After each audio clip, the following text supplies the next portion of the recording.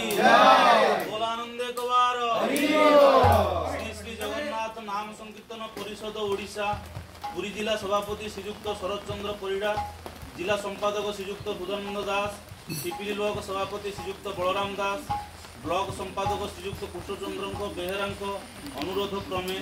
विश्व को जो कोरोना महामारी व्यापी से आम देश को तथा विश्व को रक्षा करने आमे माँ मंगला नदिया संकीर्तन मंडली कंटी पिपिली पुरी तरफ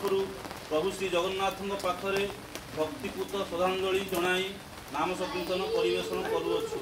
जय जगन्नाथ स्वामी की जय।